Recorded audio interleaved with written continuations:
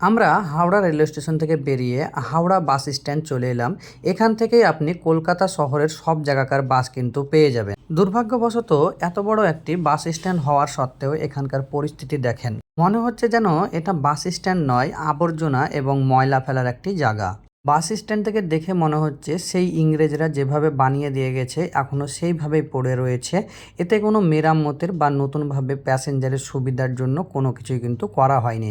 এত বড় একটি বাস স্ট্যান্ড হওয়ার সত্ত্বেও অবহেলায় যেন পড়ে রয়েছে তাই মনে হচ্ছে।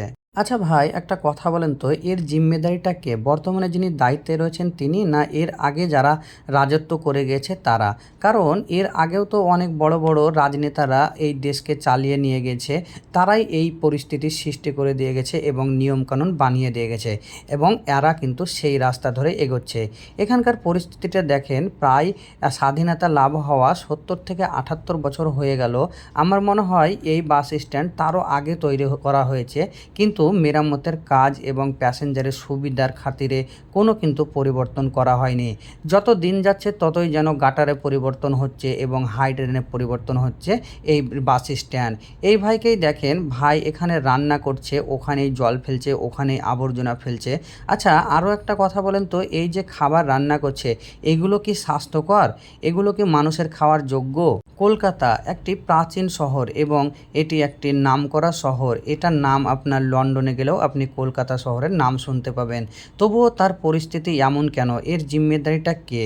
এই বাস স্ট্যান্ড থেকে প্রায় কয়েক হাজার মানুষ প্রতিদিন কিন্তু যাতায়াত করে, তবুও যেন অস্বাস্থ্যকর পরিবেশ তৈরি হচ্ছে এখানে।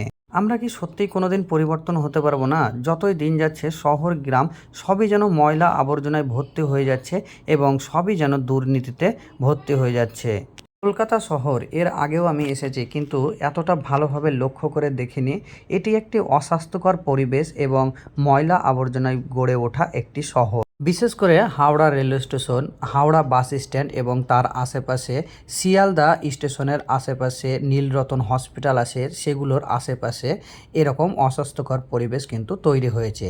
হয়তো এর ভিতরকার শহরগুলো একটু উন্নত হতে পারে এবং পরিষ্কার পরিচ্ছন্ন হতে পারে। সেগুলো যদি পরিষ্কার পরিচ্ছন্ন হয় আমি অবশ্যই এই ভিডিওর মাধ্যমে আপনাদেরকে দেখানোর চেষ্টা করব। আপাতত আমি যতটা ঘুরে বেড়িয়েছি এখানে স্বাস্থ্যকর খাবার পাওয়া খুবই মুশকিল এবং যেগুলো রয়েছে সেগুলো সাধারণ মানুষের মূল্যের বাইরে, এবং কি খাবারের আশেপাশে ইঁদুর দৌড়ে বেড়াচ্ছে। যদি আপনি কখনো হাওড়া রেলওয়ে স্টেশন আসেন তাহলে এসব পরিস্থিতির জন্য তৈরি থাকবেন।